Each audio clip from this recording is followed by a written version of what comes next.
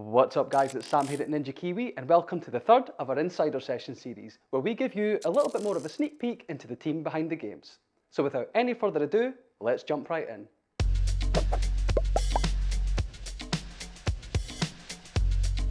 So joining us here for Insider Session number 3 in our Auckland studio is member of the Bloons TD 6 design team, Zach. Zach, thank you for joining me today. Can you give everyone at home a little bit more background on you and your role here at Ninja Kiwi? Yeah, so I am part of the design team, co-lead with Rohan, who many of you know. He normally does all the balance things. I'm more of trying to help with UI, environment, just pushing things forward. But yeah, I've been here for almost 9 years. Interesting story that we might get into later of how I got hired here. So I started out in QA, but worked my way up to design team, and now I do that full time. And so when you started in QA, was it always the goal to move into doing design work, or was that something you'd sort of developed an interest in as time went on? I'll be honest, when I first got hired, I was just happy to have a job. But quickly, I think it developed into wanting to do design, especially working with Rohan, who quickly became one of my best friends that I've ever had. And he was obviously always in design, just being part of the community so heavily, and kind of growing up with him made me slowly more interested in that aspect of it. Yeah. I didn't feel confident in that part of myself for a long time, just because I saw how awesome Rohan was at it, but we've grown a lot together and I've got more confidence in that, and I think now I'm in a good spot. So do you think working so closely with Rohan developed that confidence? Yeah, I think it was just so interesting seeing someone who had such deep knowledge of something and from a very technical aspect of it. Because I played BTD5, I knew the Bloons IP for a very long time, but seeing someone who gave rationale reasons of why a fraction of a percent deeply mattered was such an interesting experience, and it really opened up my world to how cool that aspect of it is, with all the pressure that comes with it. Because if you're that fraction of a percent wrong, most people don't notice why it's wrong, but they can definitely feel it. So that was a huge part of me falling in love with that aspect of the job. So as you know, we put a call out to the community to ask you questions so we can find out what they want to know about you. So we jump in? Yeah. Sweet. So question 1 is from Hocus Pocus, and they ask, what is the hardest part of designing new towers? Does it have to do with game balance or design philosophy? I think they kind of go hand in hand.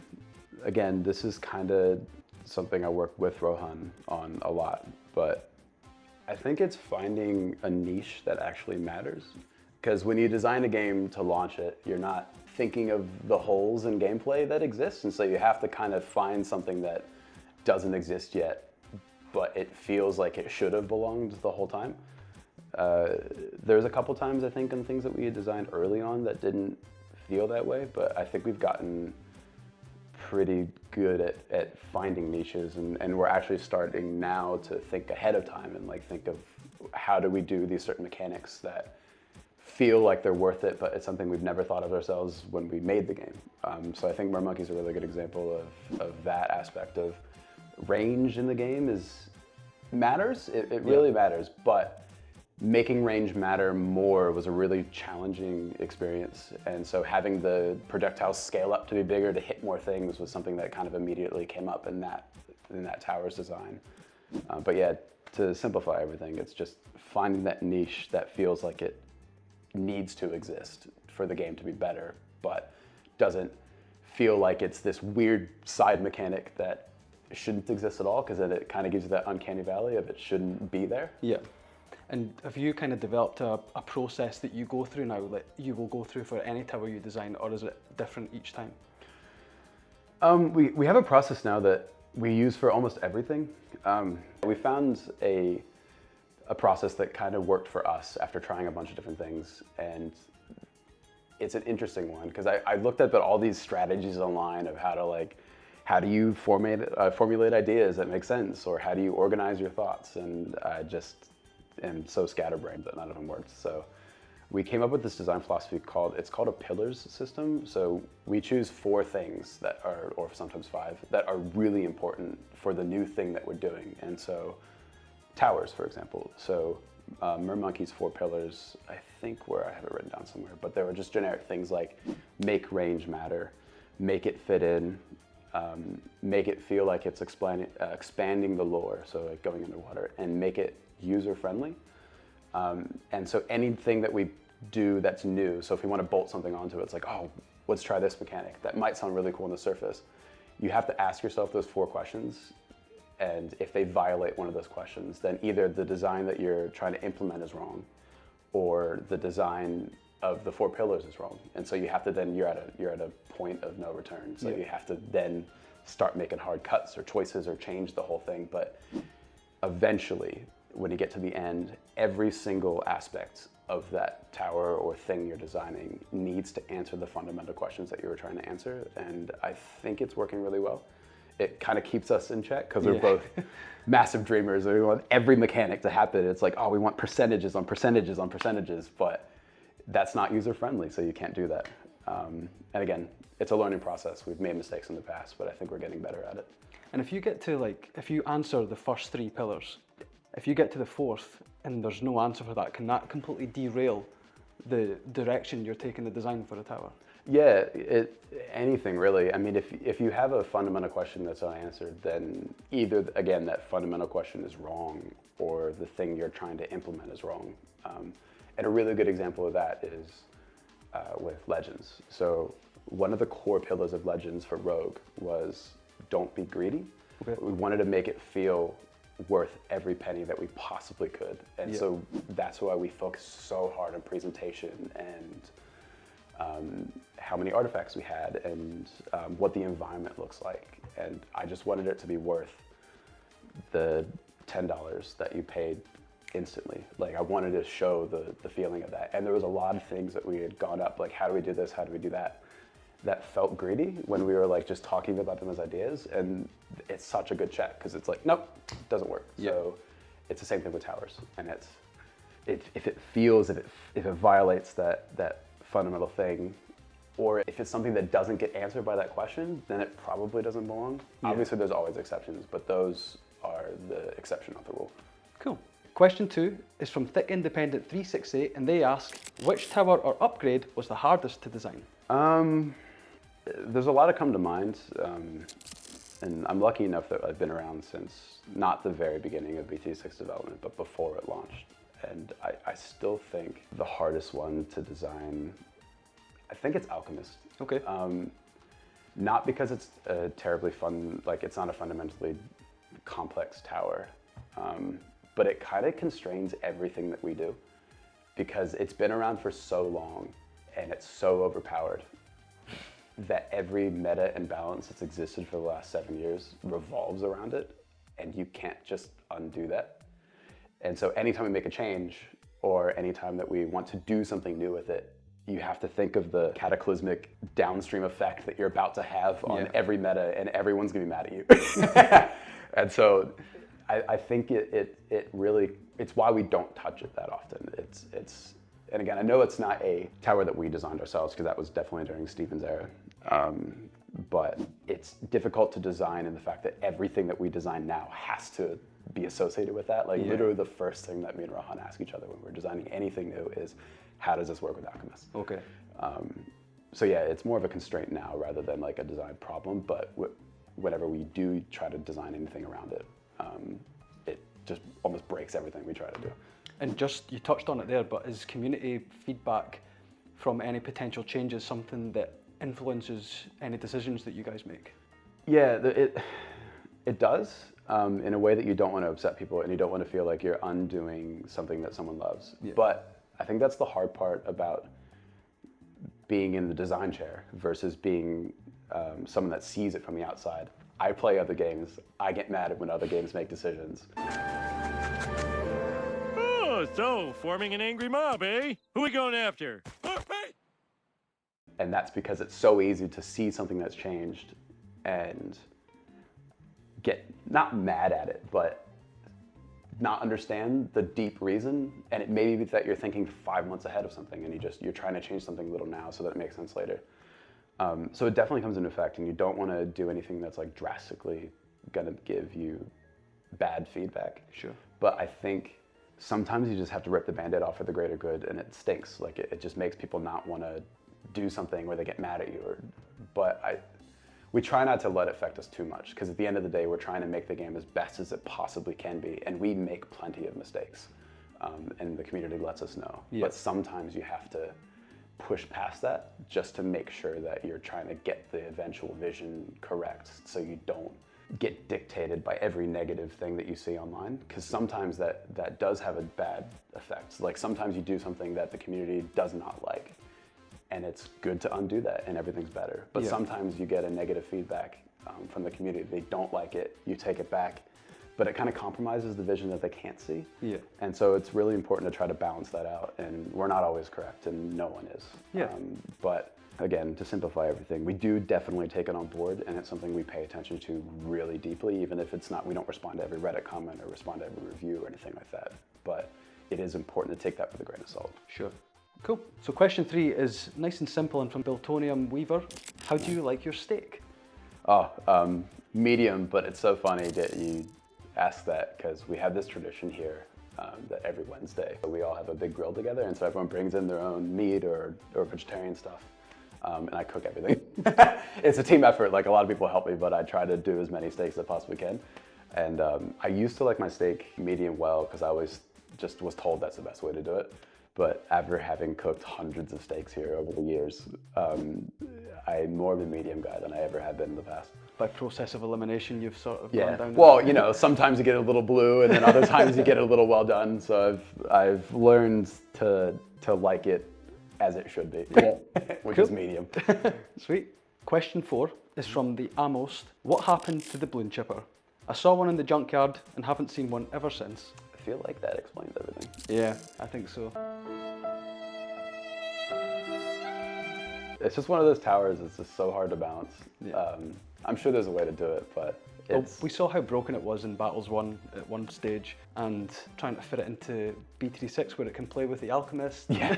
Oh, there's so many like crossover potential points that are just, I can't even imagine it. We tried to, I will say the consolidation that we made, because for a long time we were like, nah, like it's just not gonna happen. But we really have been trying to individualize the aspects of the Bloon chipper and like recreate them in the aggregate. So Mermonkey's bottom path is a really good example of that, where when you place the totem down or on tier 3 when they start spinning on top of you. Yeah. That's kind of like the Bloon chipper was in the past. It's not the same, but we are trying to recreate it in the aggregate by taking out the individual components that were just too OP together and making them happen across different towers and things. So it's dead, but it's as corny as it sounds, its spirit does live on, especially in the community, because we see it all the time. It's dead, but its components live on in other towers. Yeah. It's been scrapped into different little areas of the game. Question 5 is from DIYP5414. How do you exactly find the themes for the new towers, heroes, and other stuff? It's kind of just a vibe, and I hate that word. It just sounds so corny. But it is. It's kind of just what we're feeling at the time. It's very early, but we're doing, and I won't give out too much, but the next hero that we're doing is a cold themed hero, even though it's summer, well, in the Northern Hemisphere. But it just kind of came out about just feeling that we haven't done that kind of feel before. So it's just, if someone on the team just is like, oh, I'm really feeling this kind of theming, that we try to tailor everything around that. So I think a really good example is when we were doing Mermonkey, which was this kind of magical creature, which is kind of something we haven't done full in on. Like a lot of the tower, obviously there's a magic category, but they're not entirely magic themed. Like a Mermonkey is a very mystical, magical creature. Yeah. But we decided at that time, like, oh, we're doing this really cool magic thing, so that's why we did the Luminous Cove map, which is supposed to be kind of its home ground. So everything that we're trying to do now, because everything in the past used to be kind of compartmentalized, so the map wouldn't be themed to this or themed to that. We're trying the best we can if we're releasing new skin, new tower, new hero, to kind of theme the gameplay of the map, but also the feeling of it to fit the new thing that we're doing. Just because doing those two things at the same time kind of influence each other in a really healthy way. So yeah, while it doesn't answer the original why do we pick themes, I think it's just a feeling of, hey, we've never done a cowboy monkey, or we've never done a fully magical monkey before, at least in BTD6, and so we try to like pick those cool things and just go all in on it. So I guess part of the fun of that is if you think about something like Mermonkey and you're saying we've never gone full in on that sort of thing before, or that sort of theme, is coming up with it and then figuring out how you can make it fit into the Blooniverse in like a seamless sort of way. Yeah, I think anything that's tricky is also fun if you kind of just go all in on it. And so I think there's a lot of, especially from the entire team, there's a lot of really good energy behind those kind of things. It's like, oh, we could do this, we could do that, we could do this. Again, back to the pillars thing, if they violate it, you can't do it. But you don't want to do things that you don't feel comfortable with doing again, or using it in different ways, because we love to use things in multiple different ways. So Scott, the CEO, is really good at keeping the lore in check and making sure we're not just introducing erroneously weird things into different areas of the game that don't make sense in the larger, I hate this term, Bloons verse. Like, it's a good word for it. It's just, there's so many universes and so many different IPs. Yeah, you don't want to introduce things that don't make sense in the wider scale of things, but again, you kind of got to be a little bit lenient in allowing yourself to have new ideas, because if you're just kind of repeating or hashing out the same thing over and over again, it gets stale for people working on it, but it also then immediately translates into getting stale for people that are playing it. Sure. And that's one thing I think we do really well at Ninja Kiwi, is you can kind of hopefully tell the love and the passion of everything we do, whether it's BTT6 or the other games I don't work on, like BCS Fightlands. Tower Keepers was a great one. Just feeling the love that we put into those things. We got a little away from the Bloons verse, but yeah, you don't want to do things that you can't be proud of in 2 years. Yeah. Like, if that makes any sense. Yeah, it makes absolute sense. Yeah. Next question is from QWERTY-XP2000, and they ask, how often do you read fan suggestions for balance changes and new towers, as well as quality of life? Yeah, I touched a little bit on it earlier, but simultaneously all the time and not that often. Because sometimes you just see the same thing repeated over and over and over again, and that's good. Like, then you know that you either have an issue or you need to present something in a different way that then makes sense to the community. But also, and I know that people meaning it in a loving way, but man, sometimes when you read something that you had a hand in and just seeing people comment it online, I just like want to crawl into my little shell. Oh, okay. And just turn my screen off. Yeah, so you have to have a healthy dose of, you read it as much as you possibly can tolerate. And that's also from the positive perspective. Like, if you have a lot of people praising you all the time and saying like, oh, this is super amazing, like, you start getting too confident. I think the killer of feeling that you're constantly trying to push the envelope is feeling comfortable. And so you want to have a healthy balance of being really critical of the things that you're trying to do yourself, but also having the confidence to do them. Yeah, it'd be easy to get complacent, I guess, if you're just constantly getting positive feedback. Yeah, or think a really bad idea is suddenly a really great idea because you're like, no, I've been right the last 7 times and now I'm right again. And it never works that way. And the moment you think that, it's over. And so I think just making sure that you read both sides of it, like reading the positive and negative Steam reviews. I do it all the time. There's a lot of things that we could do better, and a lot of things that people think are wrong, but are just presentational issues, for example, that we need to be better at communicating as a developer to the people. But again, healthy mix, but all of it's helpful. Yeah, and again, like I said earlier, you're constantly walking that tightrope of community feedback plus your vision for the game. Yeah. And you kind of just have to stay somewhere in the middle to make yourself kind of sane. Yeah, and again, that's where the positive and negative feedback comes from. It's like, you know you're doing something right, but again, if you get complacent, it's too much. If you're doing something wrong and it's been that way for a long time, then you know that you have something truly wrong on your hands. Yep. So next question is from YoshiGamer99. Is there any possibility that a new MOAB class that's not a boss Bloon will release in the future? It's tricky. I want it, but there's a lot of not only gameplay implications of doing that, but art implications, just because we have so many status effects over the years of just how things work, that creating a new thing that blue, ice, acid, like all these things can like stack on it and still look good is really hard to do. And we even already struggle with just the skins that we do, just to make sure that it's visually readable with all the things that are going on. And then you have the gameplay implications of, again, same thing with the tower, is does it fit? Like can you do niches? And I think with kind of seeing how BCS is going and seeing them introduce really cool balloons, because again, I don't work on that project, but just seeing it from closely afar, you kind of get the sense that, personally, I think there's some room to definitely do some new Bloons in general, whether they be MOABs or regular Bloons, and I don't want to give away too much, but that is kind of a core part of Frontier, is trying to do some of that, or at least explore the idea of doing it, and it's looking pretty positive so far. Cool. But again, you don't want to introduce something that doesn't have the correct niche for the gameplay that you're trying to achieve, and you don't want to do it in a way that feels rushed or haphazard just to do it. So it has to be for the right reasons, but I don't see why we couldn't do that in the future. Cool. Next question is from ChampPiece123. Did you ever have to backtrack on a design choice you previously supported? If so, what? Yeah, this might seem a little bit of a crash out. Can tell by your face you've got something for this. Again, it kind of goes back to what I talked about earlier about the long-term vision of something versus like the immediate feedback of it. And again, it was definitely a presentation issue on our part. The Paragon limit is something I still support inside, like internally, to this day. And the long-term reason was that the eventual goal for Paragons, because they're so hard to make, is we want them to be more specific interactions together. So if you place this one and it's next to this one, then they can do something together.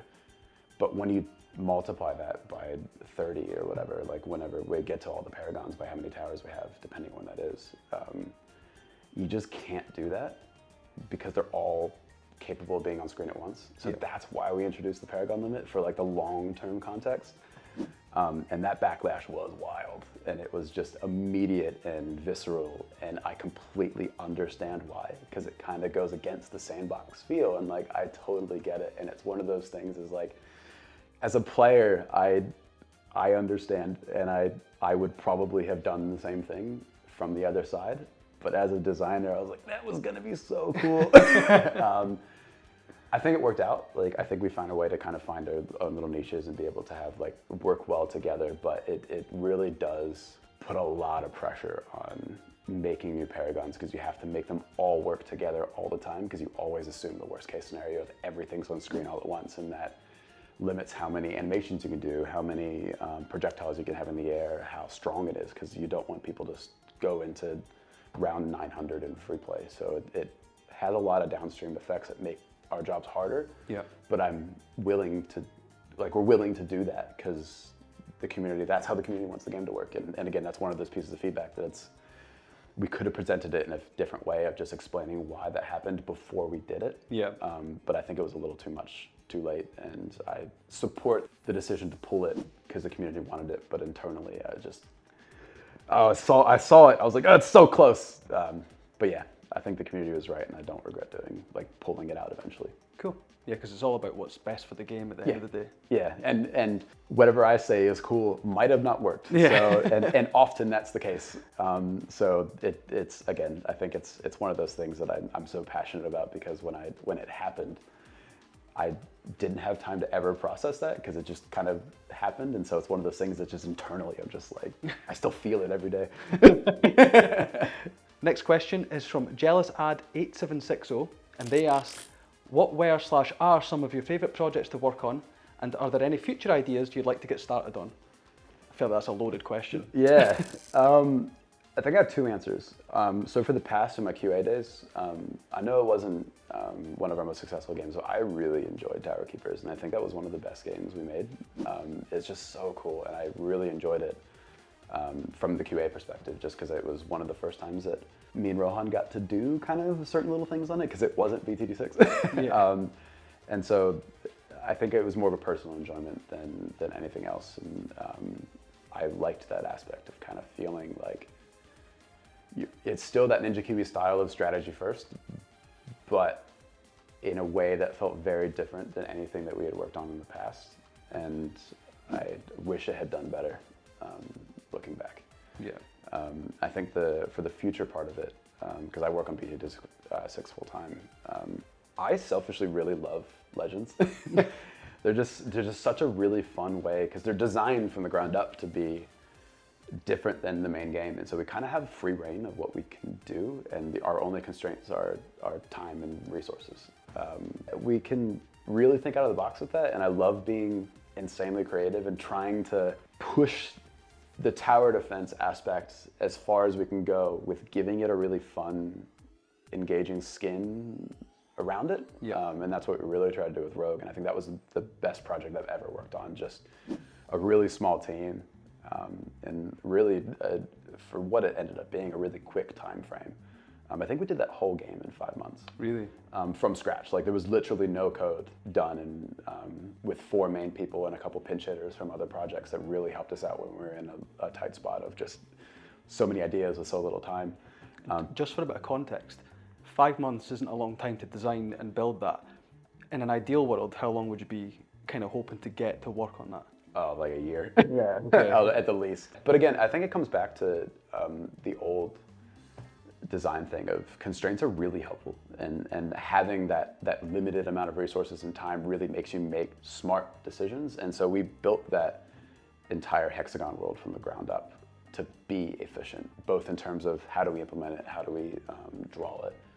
Jack, the programmer, who coded the whole thing, at least the environmental aspects of it, was just dead efficient on making sure that it all felt like, because I had to build the environments, and so I had to place every single one of those hexagons by hand and raise and lower them to make the environment look good. And that alone sounds like it would take 5 months. Oh, I was dreaming in hexagons for like 3 months because I would just sit, it was so weird. I really enjoyed it, and work told me to stop, but I would get on Steam at home and I just would look at all the games that I have to play still, and I'm like, I was into like City Skylines at the time, and I was just trying to get ideas of how to do world building, and I just kept on just opening Unity, and I'm like, oh, I could place this here, I could place that there, and then it'd be like midnight, and I genuinely loved it. But yeah, Jack made sure that those tools were as easy as possible for me to get it, who I don't know code, like I'm not very good at, I'm not good at art, but just making sure that all that worked for me, and the rest of the team to be able to build those things, and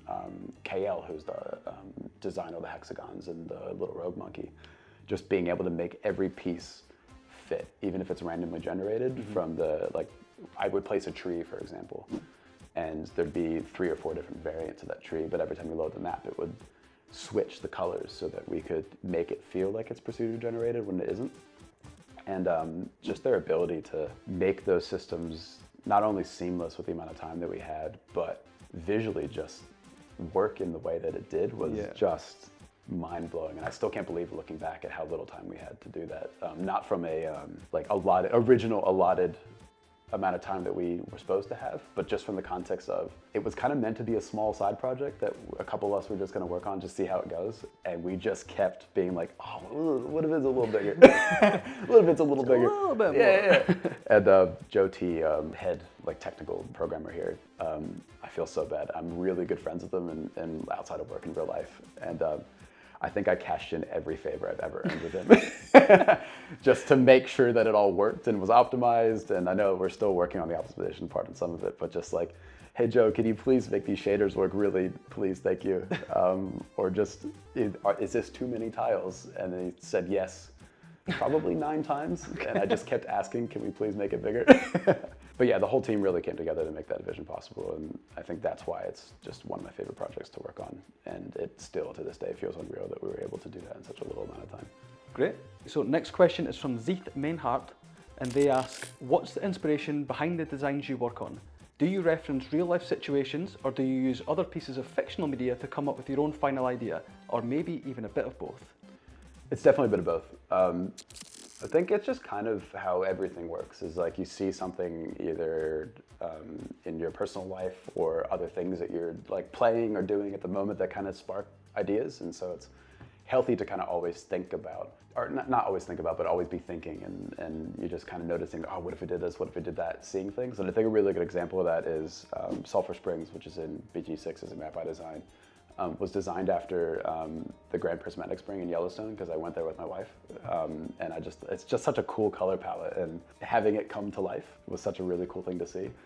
There's a really cool one that I still can't believe that I did on the map called Castle Revenge that me and Rohan designed. That I had this idea in my head. I'm like, oh man, there's a map in BTD5 Deluxe called Ascension where the ground moves under it, and I want that with like a Howl's Moving Castle kind of feel. And so we spent so much time and resources getting the ground to move, because it's something we've never done. We've never done scrolling textures in BT6, and it's an older game, so making it work was really hard, and I felt really bad, but it was worth it in the end.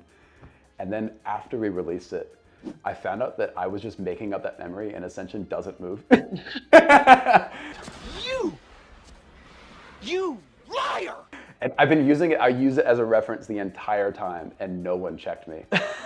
And then and then it was KL eventually was like, what map are you talking about? Like after it was already done, and I was like, oh, I'll YouTube it. And I looked for like a week, and like, surely I didn't just make this up. I was like, it's not definitely in my head. Like it's definitely real, I promise. And I'll chalk it up to Mandela effect, that I was definitely right, and it was just something else beside me that was wrong. But that was just a funny one that I still laugh at to this day. And I make sure to spot check my references now before I ask people to do something that's really complicated. But look how cool something came out of it. Like, Oh, it's one of the cool, I remember that our litmus test for that map was, can I just stare at it like a wallpaper? Like, can I just look at it for a long time and make sure that it's visually interesting with no balloons or anything happening on it?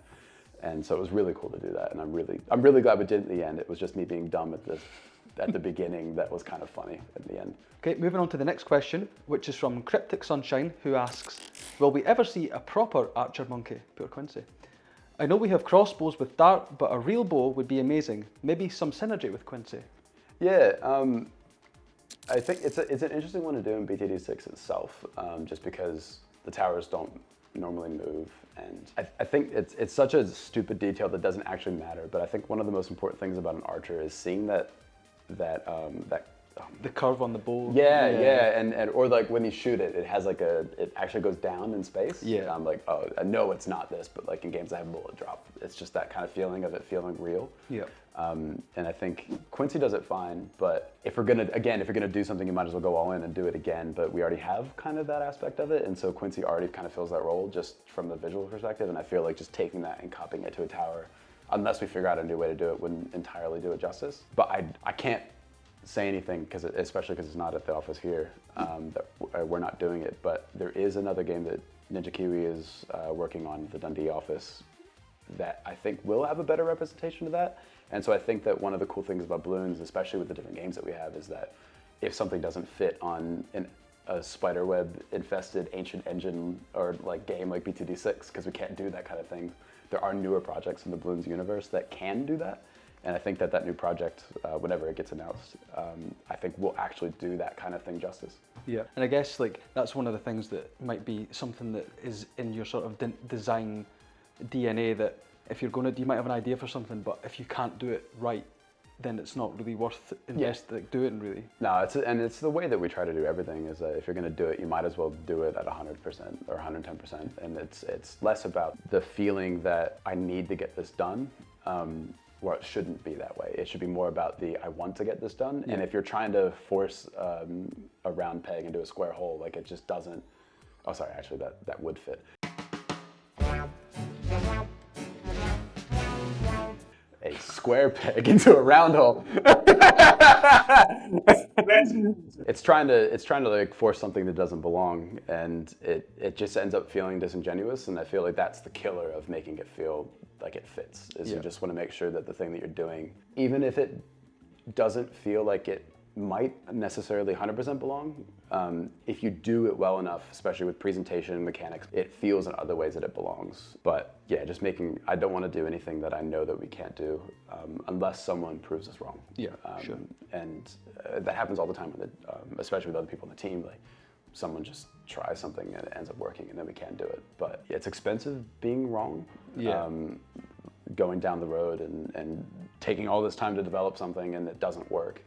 So we try to stick with things that we think can work and we've thought it through and they feel like they fit. And so something with such a classic instrument like a bow and arrow, and it has that universal feeling, is just something I feel like other games in the Bloons universe can do better. So unless we could find a way to do it, why do we have to do it? Yeah, we could just let that exist in other areas. Yeah, cool. So next question from RedSword03.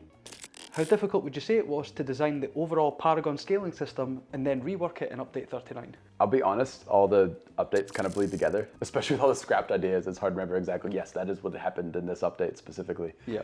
I'm assuming they're talking about, Yeah, redoing the Paragon scaling system, which we've done once or twice with minor tweaks, but I think the main thing in that update was adding the ability to buy in with cash. That was a challenging one, because the Paragons up to that point had been designed a certain way that they would very much function in that way, and cash was kind of never meant to be, like with that direction injection, was never obviously meant to be a part of it, but we felt like the cash contribution was just kind of fighting itself, and it was more annoying to have to place a bunch of towers to try to get their money out of it. Yeah.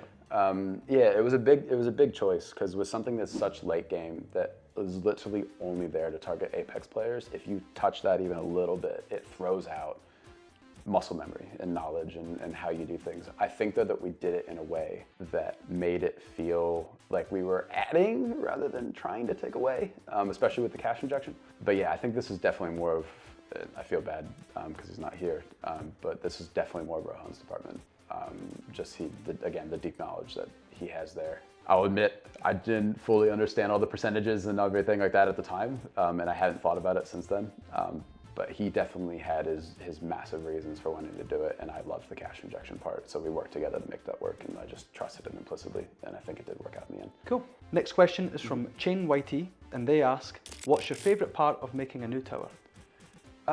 There's a lot of things, especially just the design, obviously the design aspect of it, like I live and breathe for that, but I think personally it's not so much finding the niche, because you need to do that anyway, so that's just a default part of it. It's part of the process anyway.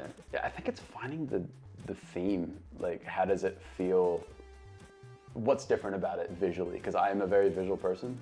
I can't picture things in my head. Apparently some people could do that, where they can like see, like they can think of an apple and see it in their head. I can't do that. So just slowly talking through, like, oh, we're gonna, like for Desperado, it's like, oh, let's do a Wild West theme, like a cool cowboy monkey. And so seeing that slowly come alive, I think is my favorite process, is just seeing the theming come to life when it bleeds, especially into other aspects.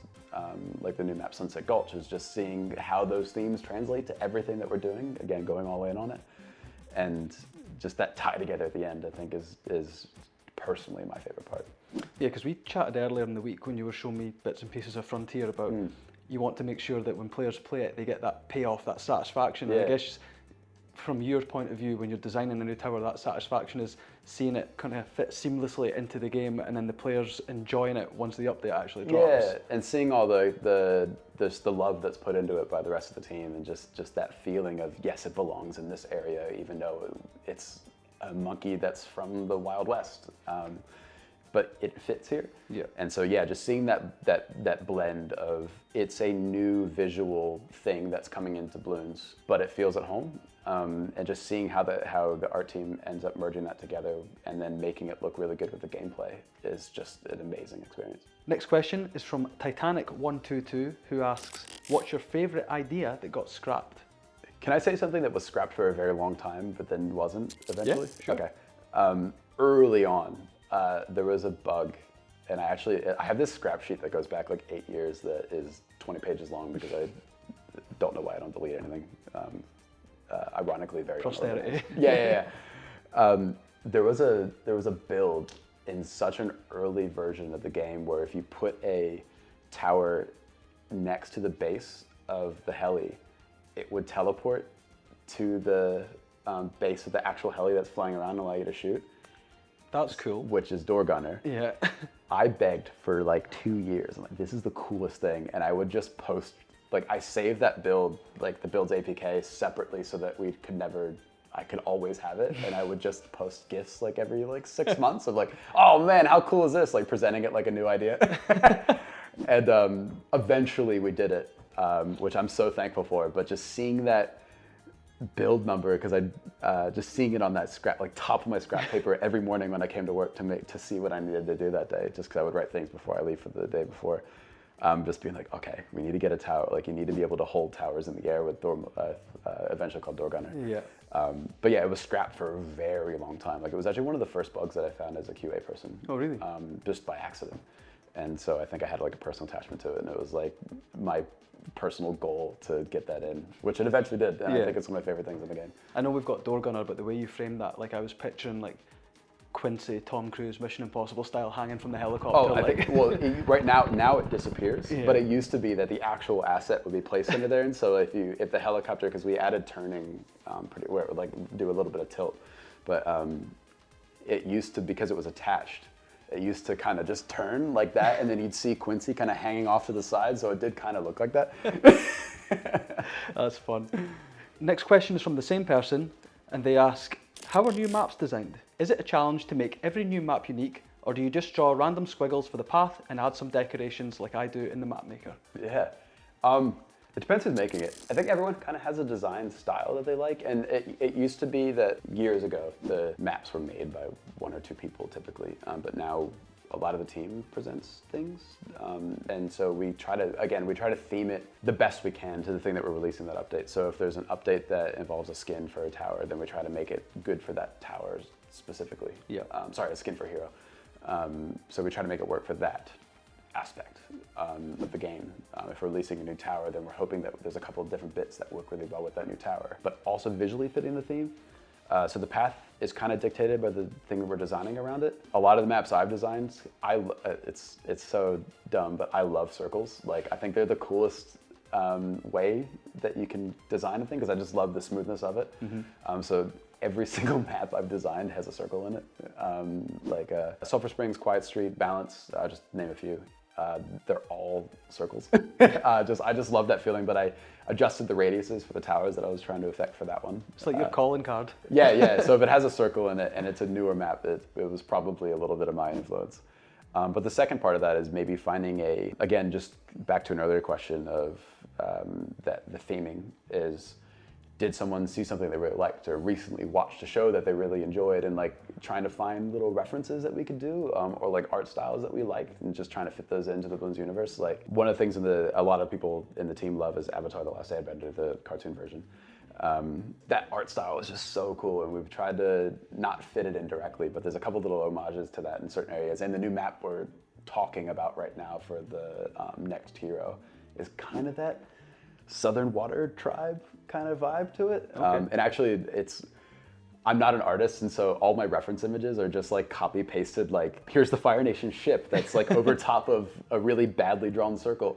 Make it look like this. Yeah, please, someone with skills, please make this look good. But it's really helpful, like if an artist designs a map. So we have a couple artists that really enjoy the design process, and so when they make a map, they can make it look good right from the bat. So no one has to interpret my childish drawings that belong on a third grader's fridge. But yeah, I think that's the fun of designing a new thing and finding the themes for it.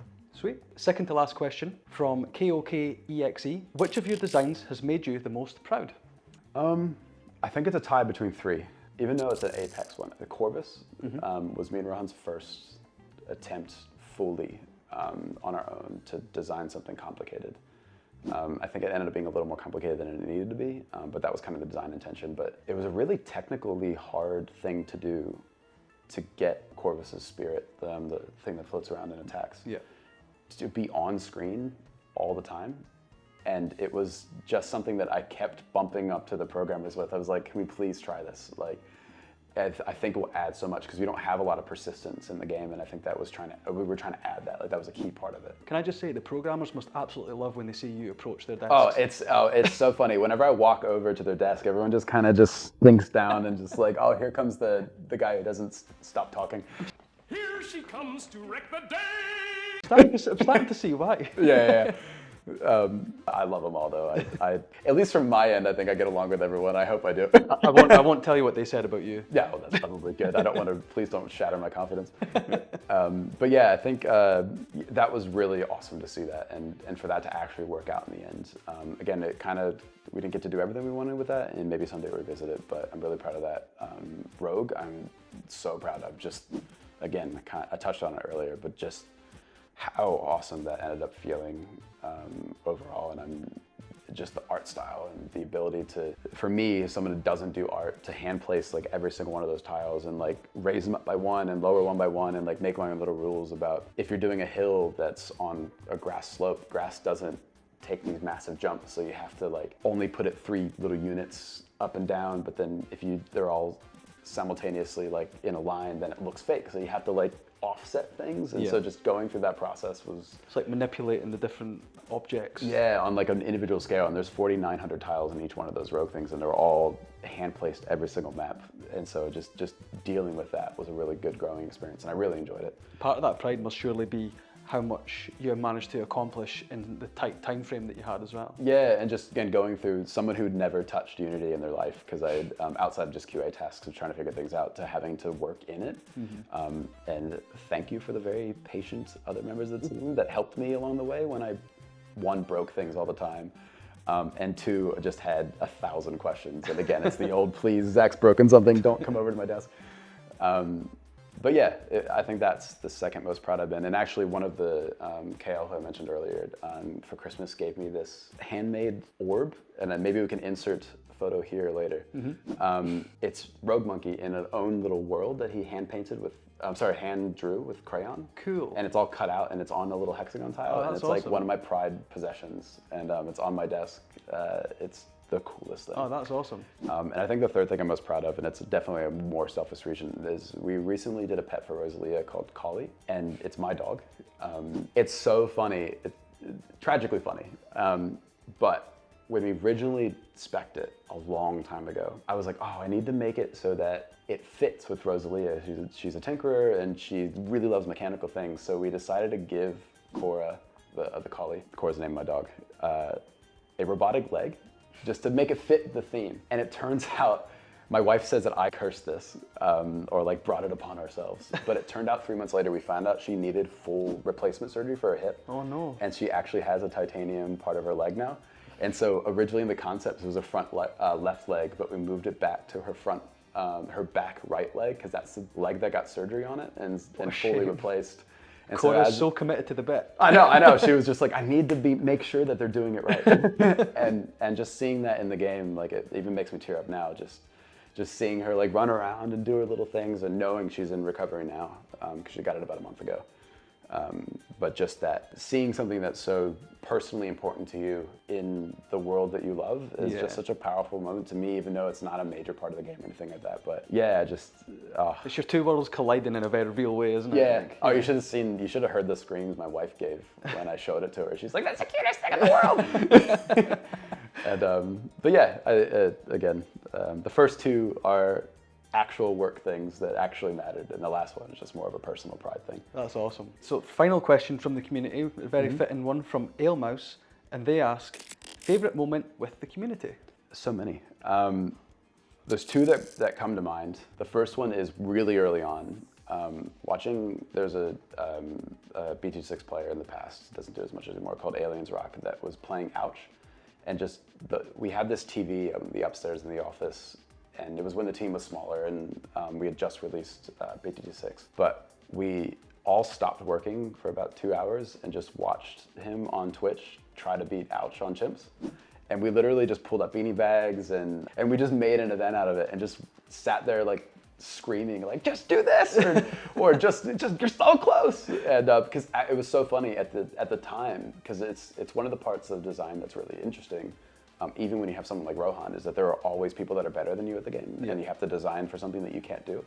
And so I don't think we had done Ouch on chimps at the time. Yeah, I think that's right, yeah. And so like almost cheering him on because we couldn't do it was just such a really fun, organic experience. And it's one of the lasting memories I have of kind of the early days of BT6's launch, and still unknowing of like how it's going to turn out or what's going to happen. And then I think the second thing was there's a streamer called Atrioc that did like a pop-a-thon. It's actually the hat I do watch. But he did this, I think it was 3 days of just playing nothing but BT6, and he had to beat these certain things before he would go to sleep and all these other things. He brought up a couple streamers and everything. But there was a bit he was doing the whole time where he was trying to beat Workshop on chimps, and he just could not do it. And at the end, finally got to round 97, and he was very nervous, and because he was trying to black border it, so you can't load save. And I think he just hit play on round 98, which is the hardest rounds, because if you can beat 98, you can most of the time beat 99, 100. Yeah. And I swear this is true, at least according to the stream I was watching, the power went out. And he came back like an hour or two later, I think. But it turned out during his run, a real balloon had hit a power line near his house. No way. and shut off the stream right as he was about to beat 98, who he'd been trying for days to do and spending so many hours doing it. All right, I think we run it. I don't think anything's else worth spending. Hey, Chom, you still...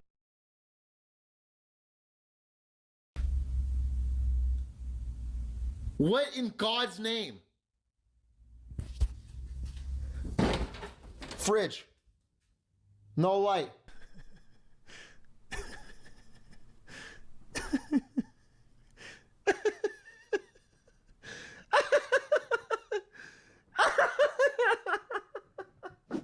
And just the irony and this, like, the chances of that happening, because he was like pulled up this tweet from the Los Angeles management, like, energy company or whatever, saying that please don't let your balloons go because they cause power outages.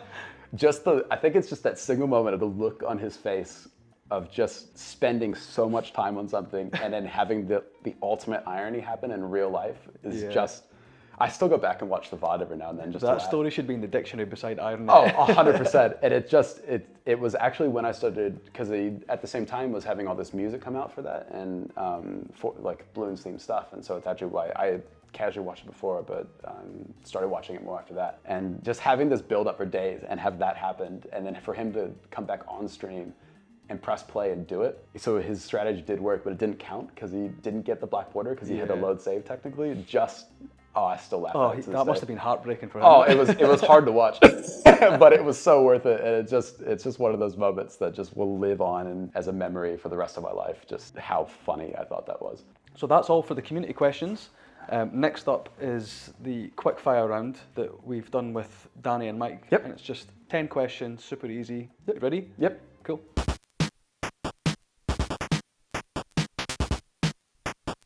Number 1, PlayStation or Xbox? PlayStation, but I think Game Pass is really good. iOS or Android? Android for most of my life, and then my wife made me switch to iPhone. So I'm in between, still Android though. Okay, Android at heart. Yeah. Okay. Tea or coffee? Ooh, coffee, I can't live without it. Summer or winter? I think for other people, like doing things with other people, summer definitely, but I love glaciers and hiking in the winter, snowboarding, everything like that. So I think personally I have to say winter. PC or Mac? Oh, PC. Favorite non-NK game? Ooh, I think it's definitely nostalgia, but the game I've spent the most time in ever was Fallout 3 when I was growing up. And cool. just that sense of world is something I still try to emulate as best as I can here. Favorite Bloons TD hero? Ooh, probably Rosalia. That was another one of me and Rohan's designs, so selfish, but just the weapon switching was just such a fun mechanic, and trying to make it user-friendly as possible was really cool. Least favorite hero? It's always a tricky one. I know, I think, oh man. It's gonna be a little controversial, and I mean this in the most loving way. I think it's gotta be Soda. Okay. And I know they're very strong, and they're genuinely a really good hero. Like, they're one of the strongest heroes to start. But I think that's what I don't like. Okay. Like, they're just so good at everything, and it's just, but you can't, again, it's the Alchemist, you can't undo it. Yeah. So you like try to work around, well, Soda can do it, is just such a hard thing to do. And so I think it's, again, I love Soda as a hero, but from a designer's perspective, something that does everything is a nightmare. Yeah. And obviously she has her weaknesses, but yeah, it's probably Soda. That's fair. Favorite tower? Alchemist. Yes, of course. I think selfishly probably Mermonkey, but I think gameplay-wise the one that had the most effect on me was the Druid. Just the Druid vines, like being able to hit everything on track, and the lead leak strategy where you can leak, like just let the leads go through and then build up your speed for the bottom path was really fun. Yeah, Druid's so fun to use. Oh, yeah. And finally, favorite NK game? Obviously I love BTD6, but I think it might be Red Rain. Curveball. I know. I think that's such a good game, and Yeah. I wish more people would play it. It's an arcade exclusive, but man, it's just so simple, and I love the art style, and I thought it was fun to play competitively. Again, very close between BTD6 and that, but I think just for the fun I had in that game, I think Red Rain is probably it. Cool. So that wraps things up for Insider Session number 3. Zach, thank you very much for joining me. I hope you guys enjoyed at home, and we'll catch you in the next one. It's almost as good as the first one. Did me dirty. Yeah, we'll leave it.